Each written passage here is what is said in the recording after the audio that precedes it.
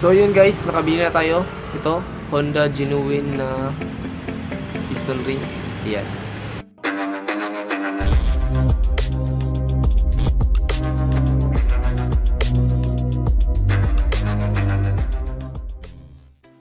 Mga paps, at today ay i-install na natin tong piston ring nya kasi nakabili na ako kanina sa halagang 570 peso Honda Genuine parts. Yan. At nakabawas tayo nito. Nabili ko lang to ng 450 pesos.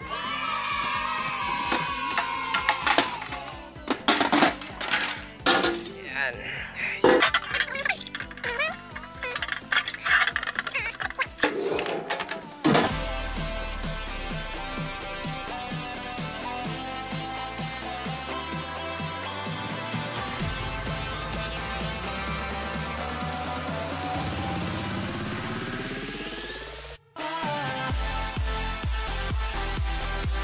Buksan na natin guys. Ito, yung papalitan natin, yung piston ring lang. Guys, nabuksan ko na. Pasensya guys, naputol yung video kasi nalubat ako. So, nabuksan ko na to. At ito yung piston ring. At ito yung old piston ring. So, napasok ko na yung tatlong ring dito. Ito guys, oil ring. Saka next na ring ipapasok natin is itong maitim. Dito sa gitna. At saka ito pang huli is ito, yung medyo parang stainless.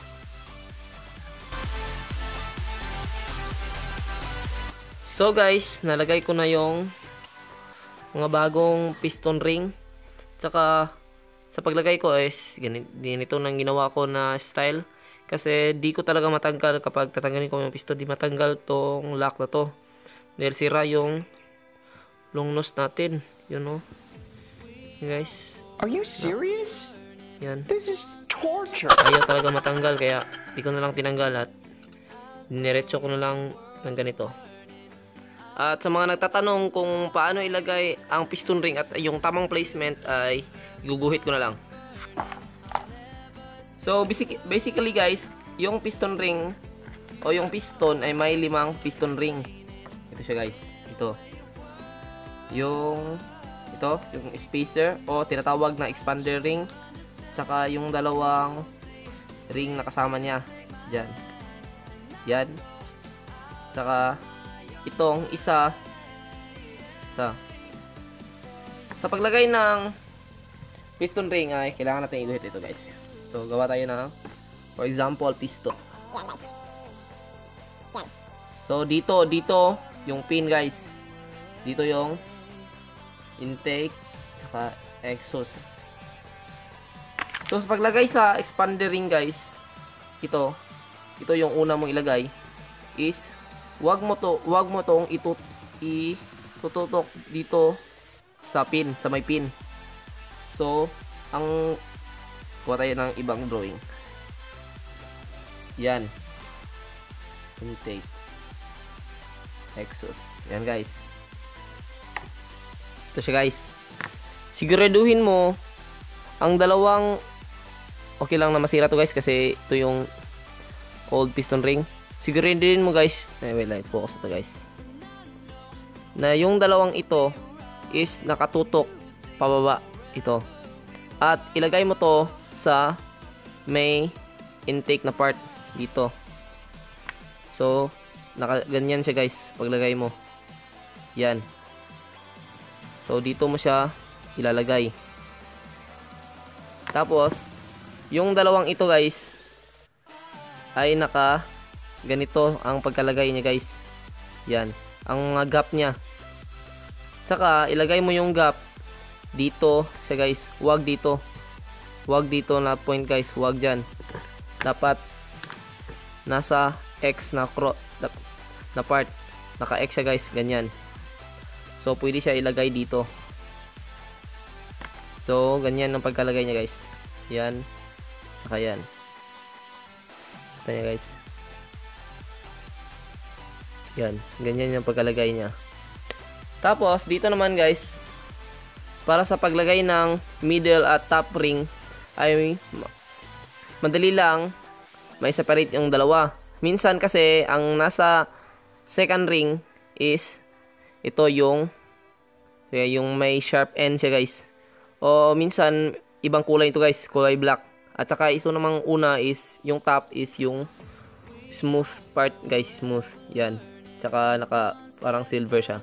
So pwede nyo siya ilagay dito yung top. Tsaka sa kabila naman yung second. Tsaka dito naman yung guys yung ito, yung oil ring. So kumbaga ito na yung piston mo guys. Ito yung exhaust. Yan. Dito yung oil ring. Yung tatlo. So nandito yung mga gap niya. Tsaka ang gap sa top is pwede mong ilagay dito. Top. Tsaka dito naman sa kabila yung second. Ganyan siya guys. Nakaganyan niya guys. Nakaganyan. So nakaganyan siya yung gap niya. Kung makita mo. So kita ko na lang. So ito na siya guys. Dito. Kita nyo intake dyan. Dito guys. Naka side. Huwag nyo itutok dito sa may pin. You know, dito sa kabila din. Oh. Kulay black yung nasa second, tsaka silver yung nasa top. Smooth ang silver, tsaka yung black may parang sharp or sharp side. Yan siya guys. Yan, zoom ko guys.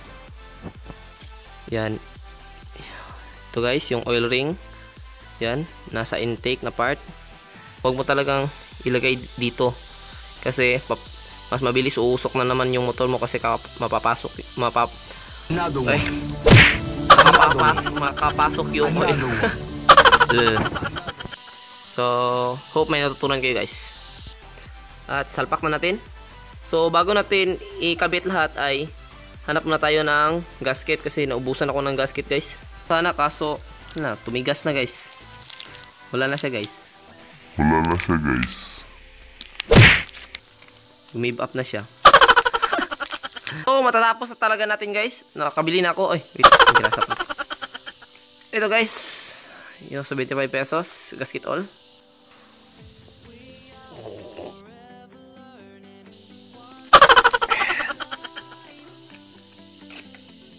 Ay.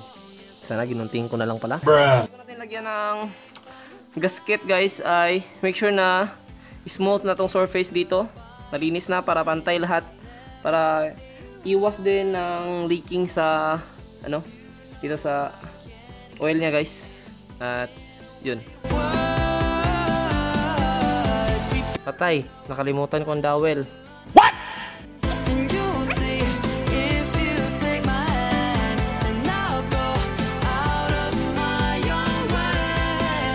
So malapit na matapos guys. So konting adjustments na lang guys.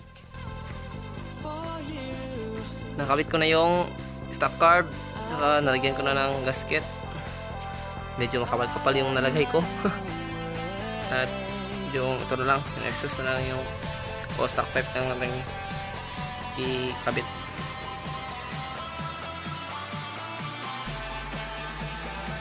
So sira yung fuel cock natin guys, naglilik. Kaya na natin yung bago guys, na-install natin. Kaya saka lagyan ko sa on. At umandar na to guys.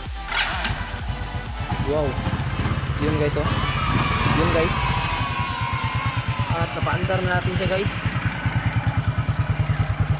Rin yung usok guys.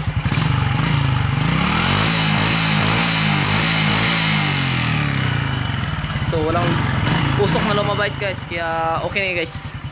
So comment down below guys kung ano ang susunod na gagawin ko guys, kung anong gusto nyo makita. Yeah, test drive na tayo guys. Yun no. Wow. Uy.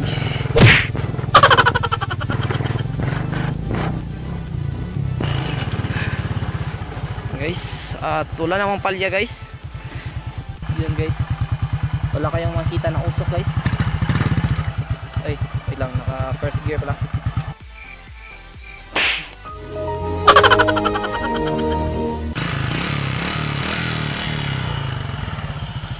napakatahimik ng makina niya ngayon guys. Show me some support guys para ma-achieve natin yung 100 likes para magre-repaint na tayo sa next episode. Peace out guys and